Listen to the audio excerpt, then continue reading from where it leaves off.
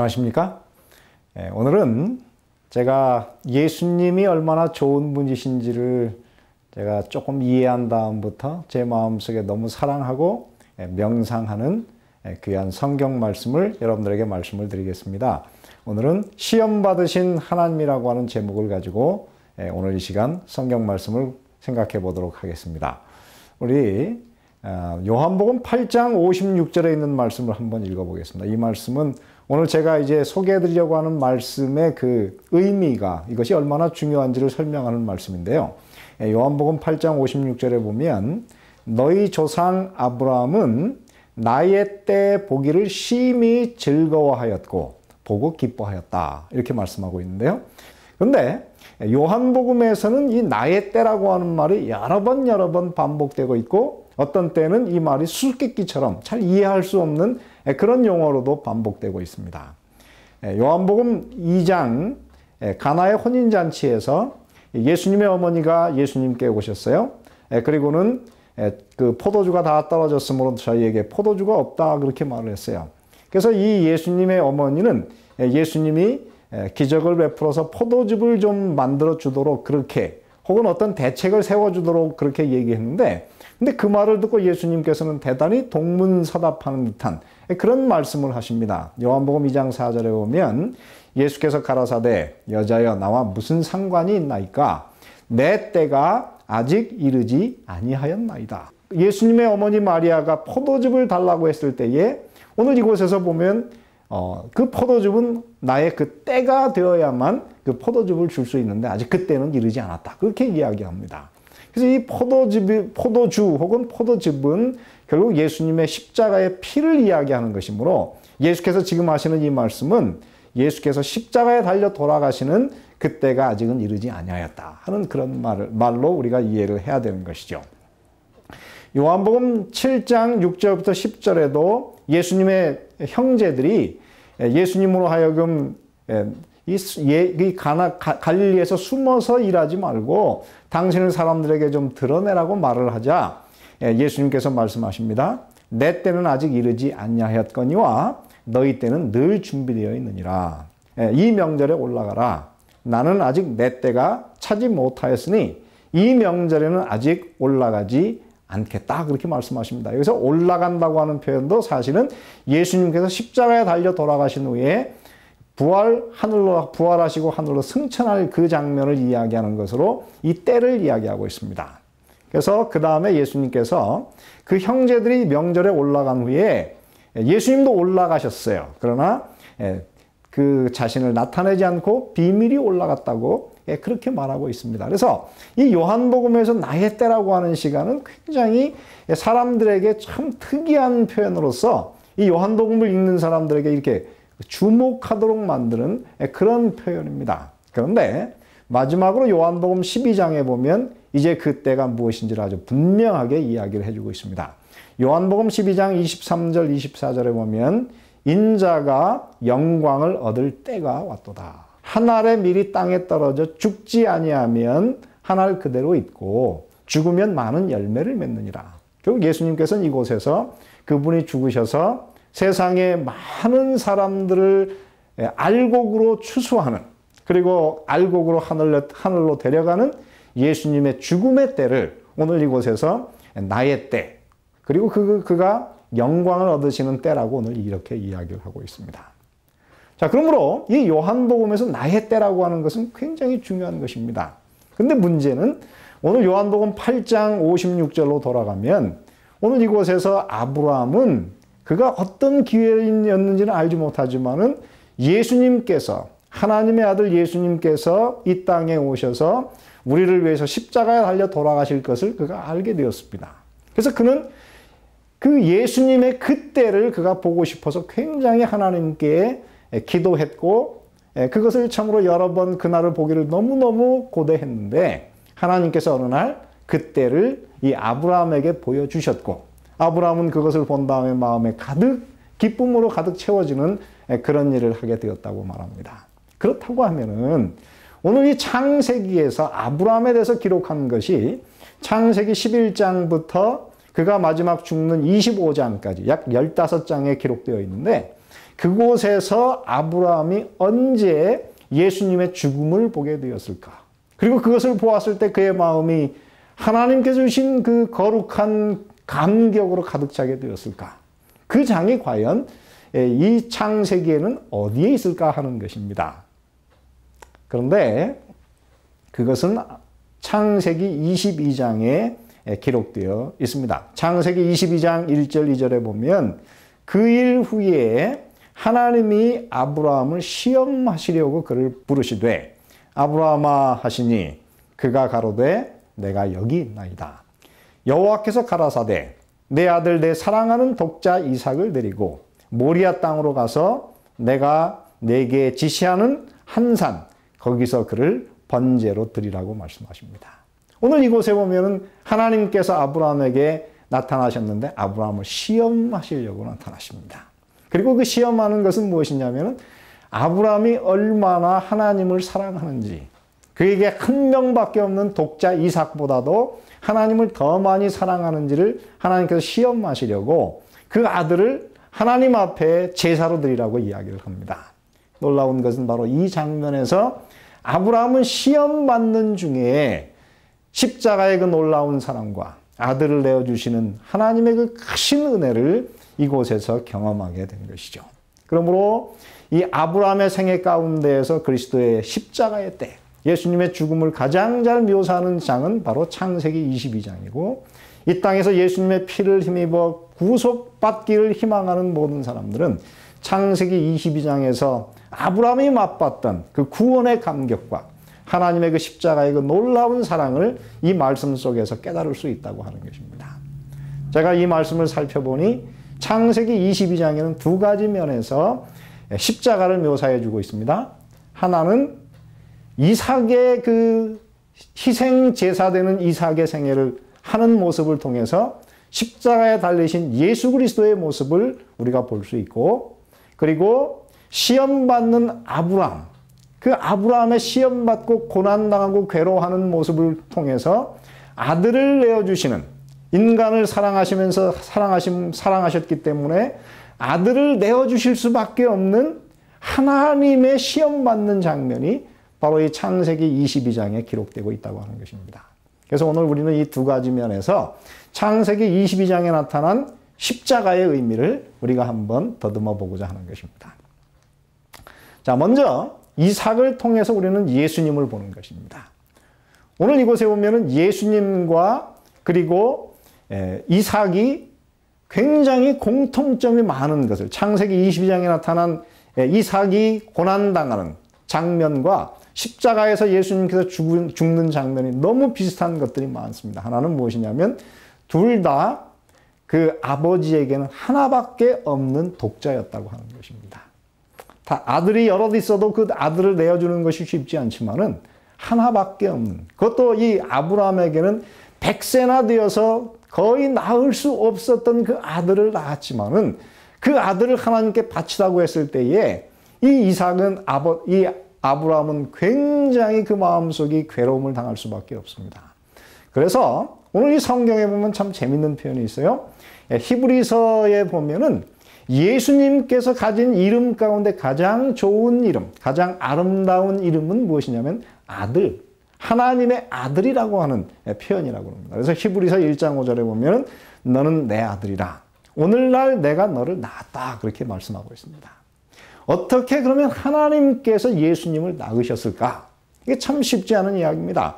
히브리서 7장 3절에 보면 그 예수님과 그리고 멜기세덱에 대해서 그 공통점을 이야기하면서 이렇게 이야기합니다. 아비도 없고 어미도 없고 족보도 없고. 그러니까 예수님은 이 땅에 인간 족보는 있는데 사실은 그게 완전한 족보, 제대로 된 족보가 아니고 하나님의 아들이기 때문에 그분은 아비도 없고 어미도 없고 족보도 없다고 그렇게 이야기합니다. 심지어는 시작한 날도 없고 생명의 끝도 없다 그러는데 그것은 바로 여호와 하나님이라고 하는 것이죠.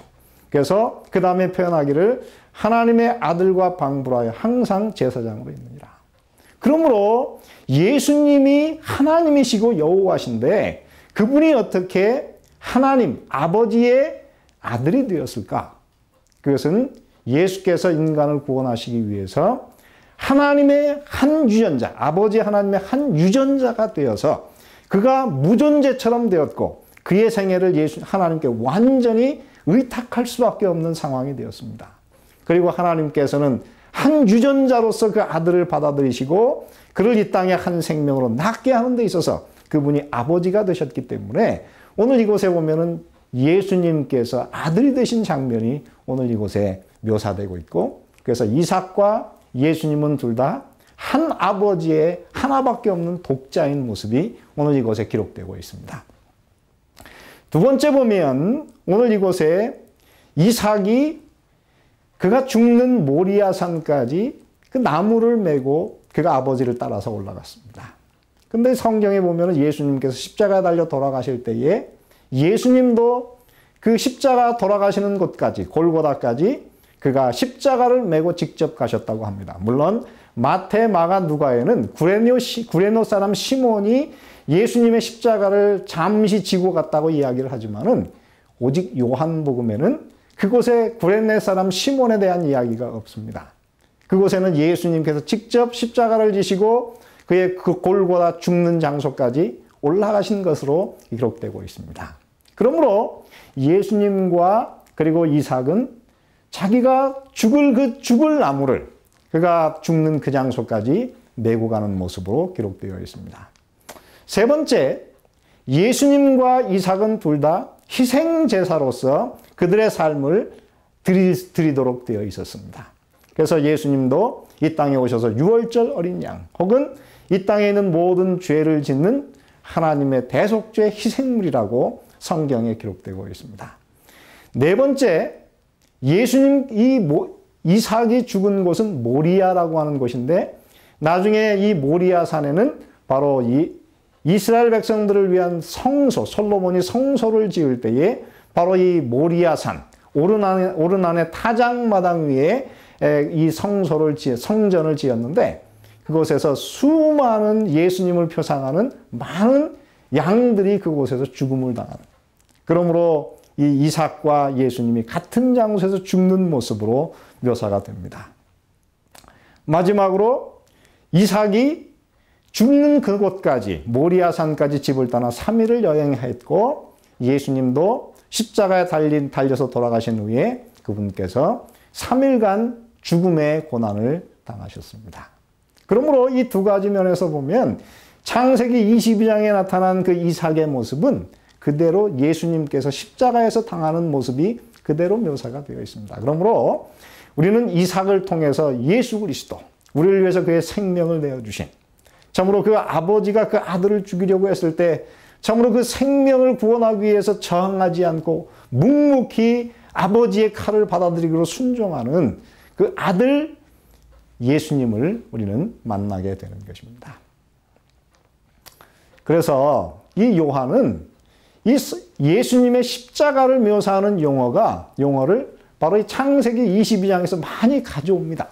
그래서 요한복음 3장 16절에 보면 하나님이 세상을 이처럼 사랑하사 독생자를 주셨으니라고 말씀하시는데 여기서 말하는 사랑과 독생자라고 하는 단어가 바로 창세기 22장 2절에 그대로 드러나 있습니다.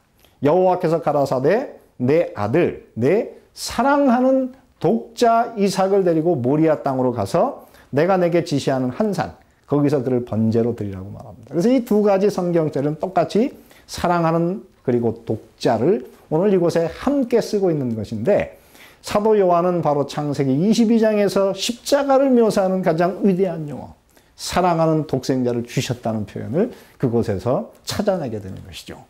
그리고 또 한 가지는 바로 요한복음 1장 29절에 보면은 침례 요한이 예수님께서 자기에게 침례를 받으려고 나오는 장면을 보면서 성령에 충만하여 그가 이렇게 묘사를 합니다.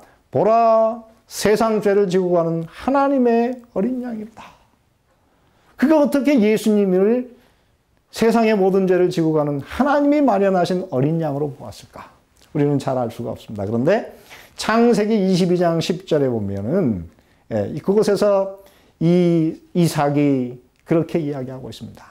불과 나무는 있거니와 번제할 어린 양은 어디 있나이까? 그럴 때 아버지가 말씀하시기를 아들아 번제할 어린 양은 하나님이 자기를 위하여 친히 준비하시리라. 그래서 한 목사님은 이것을 참 재미있게 이렇게 묘사를 하고 있습니다. 창세기 22장 10절에 불과 나무는 있거니와 번제할 어린 양은 어디 있나이까. 보라 세상 죄를 지고 가는 하나님의 어린 양이로다라고 하는 이 말은 세상에 있는 가장 위대한 메아리라고 이야기를 합니다. 한 번은 그 목사님이 말하기를 세상에서 이제 온 세상 사람들이 메아리가 어느 나라가 가진 메아리가 제일 좋은지 메아리 경시 대회, 메아리를 자랑하는 대회를 열었다고 합니다. 근데 그 대회에서 미국의 대표, 콜로라도에서 나간 미국 대표가 3등을 했어요. 그 사람은 말하기를 이제 콜로라도에서 이렇게 서서 록키 마운틴을 향해서 야호 하고 이렇게 외치면은 아침에 야호 한 것이 저녁이 되어서 돌아온다. 그렇게 이야기합니다. 다시 말해 이 콜로라도 록키 마운틴은 너무나 이 콜로라도가 넓어가지고 너무나 많은 시간이 걸려야 그것이 돌아온다고 하는 것이죠.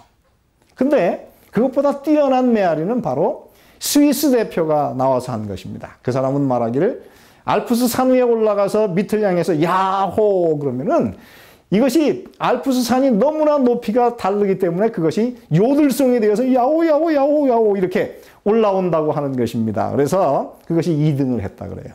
근데 1등은 어디가 했느냐면 북한 대표가 했답니다. 이 북한 대표는 나와서 뭐라 하냐면 가을에 개마고원을 향해서 야호 그러면은 야자만 돌아오고 그 다음에 호자는 안 온다 그래요. 왜 그러냐면 너무 개마고원이 추워가지고 얼어붙어가지고 돌아오다가 얼어서 거기 붙어 있다가 그 다음에 다음 해가 되어서 봄이 되어서 날씨가 풀리면 그 다음에 호자가 돌아온다고 그렇게 이야기를 합니다. 그래서 그것을 이제 1등을 했다 그러는데 이 성경에 보면은 오늘 이곳에 이삭이 말했습니다. 불과 나무는 있거니와 번제할 어린 양은 어디 있나이까. 근데 그 대답이 없다가 1800년 후에 침례 요한이 요단강변에서 자기에게 나오는 예수님을 바라보고 보라 세상 죄를 지고 가는 하나님의 어린 양이로다. 이 말이 바로 그 메아리에 대한 대답이 되었다고 하는 것입니다. 성경은 참으로 아름다운 이야기입니다. 성경은 다 짝이 있고 우리에게 그리스도의 십자가의 의미를 이해하기 위해서 오늘 우리에게 이 성경을 주신 것입니다. 그러므로 오늘 우리의 구원은 우리의 모든 죄에 대한 문제는 십자가에서 다 이미 이루어진 사실이기 때문에 이 땅에 예수님을 구원받기를 원하는 모든 사람들은 예수님의 십자가를 자랑하고 십자가를 묵상하는 사람들인 것입니다. 그래서 사도 바울은 이 땅에서 십자가의 사도가 되었고 십자가의 의미가 무엇인지를 세상 사람들에게 설명해 주기 위해서 여러 권의 책을 썼는데요. 그는 이렇게 썼습니다. 너희가 은혜를 인하여 믿음으로 말미암아 구원을 얻었나니 이것이 하나님에게서 난 것이요 사람에게서 난 것이 아니라 이렇게 말씀하고 있는 것입니다. 자, 그러므로 오늘 우리는 예수 그리스도의 십자가를 이삭을 통해서 바라보는 그런 그리스도인의 삶을 사시면 좋겠습니다. 두 번째, 오늘 이곳에서는 아브라함을 통해서 하나님, 아들을 내어주시는 고통당하는 아버지의 모습을 오늘 우리는 이곳에서 볼 수가 있습니다. 오늘 이곳에서 하나님께서 아브라함에게 아들을 하나님께 번제로 바치라고 그러는데 오늘 이 중대한 일을 하는데 거기에 사라라고 하는 사람은 전혀 언급되지 않았습니다. 아브라함에게 있어서 사라는 참으로 평생의 반려자였고 모든 문제를 함께 의논하는 상대였지만은 오늘 이곳에 사라의 이름은 언급되지 않습니다. 왜냐하면 아들을 하나님께 제물로 바친다고 할 때 사라가 아무리 믿음이 좋아도 아브라함의 그 신앙을 이해할 수가 없습니다. 그러므로 오늘 이곳에서 이 아브라함이 아들을 바치는 이 고통은 그 누구와도 이야기할 수 없는, 나눌 수 없는, 그 누구도 이해할 수 없는 그런 고통의 장면인 것입니다. 그런가 하면 오늘 이곳에 이 아브라함이 이제 그 종들과 함께 여행을 가다가 이제 어느 정도 간다면 오늘 너희는 여기서 머물러라. 그리고 내가 아이와 함께 거기 가서 경배하고 너희에게로 돌아오리라. 근데 이 원어로 보면은 이것이 바로 우리가 함께 가서 우리가 함께 경배하고 우리가 함께 돌아오겠다고 이야기합니다. 그래서 오늘 이 말씀에 의하면은 종들에게도 그들이 여행하는 목적을 다 이야기하지 못하고 있어요. 마지막으로 세 번째 보면은 이삭에게도 그 여행의 목적을 감추고 있습니다. 오늘 이곳에 보면은 아버지, 번제할 어린 양은 어디 있습니까? 그럴 때 오늘 이곳에 이 아브라함은 그것에 대해서 참 충격을 받았을 것입니다. 왜냐하면 이 아들에게 이제 자기가 번제의 제물이 되어서 죽어야 될 것을 어떻게 설명할까 고민하고 있을 때에 불쑥 아들이 질문했어요. 불과 나무는 있거니와 번제할 어린 양은 어디 있습니까?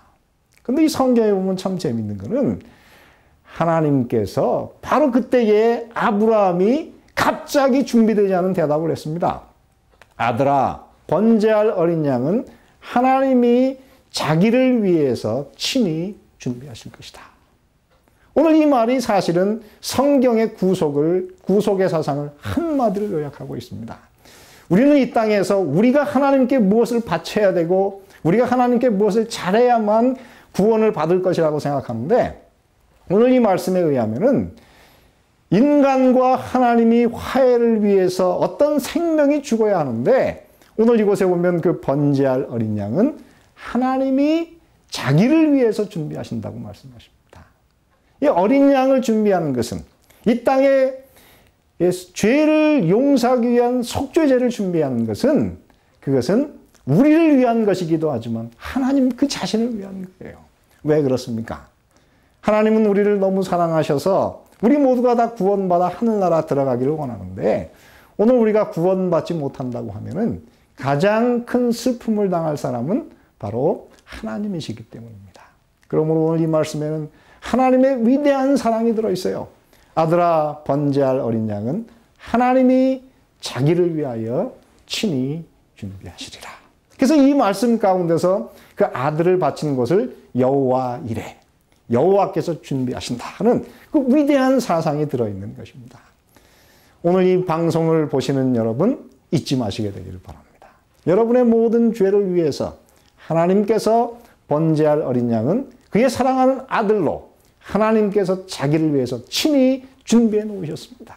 그러므로 오늘 우리가 할 것은 그 하나님께서 마련하신 우리를 위해서 준비하신 하나님의 구원, 십자가를 믿음으로 받아들이는 것뿐인 것입니다.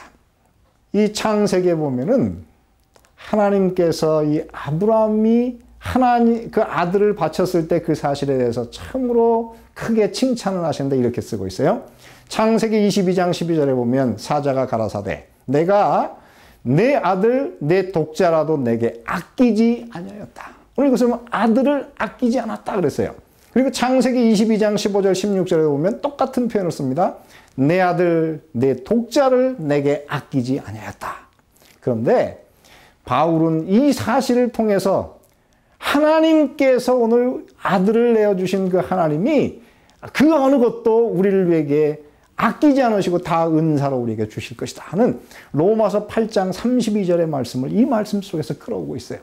로마서 8장 32절 자기 아들을 아끼지 아니하시고 우리 모든 사람을 위하여 내어주시니가 어찌 그 아들과 함께 모든 것을 우리에게 은사로 선물로 거저주지 아니하시겠느냐.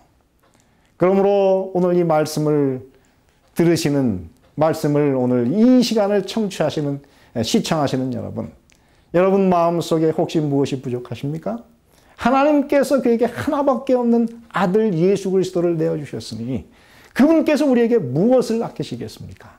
여러분의 유익을 위해서 하나님께서 모든 것을 다 내어주시는 그 위대한 하나님인 것을 여러분 마음속에서 잊지 마시게 되기를 간절히 바랍니다.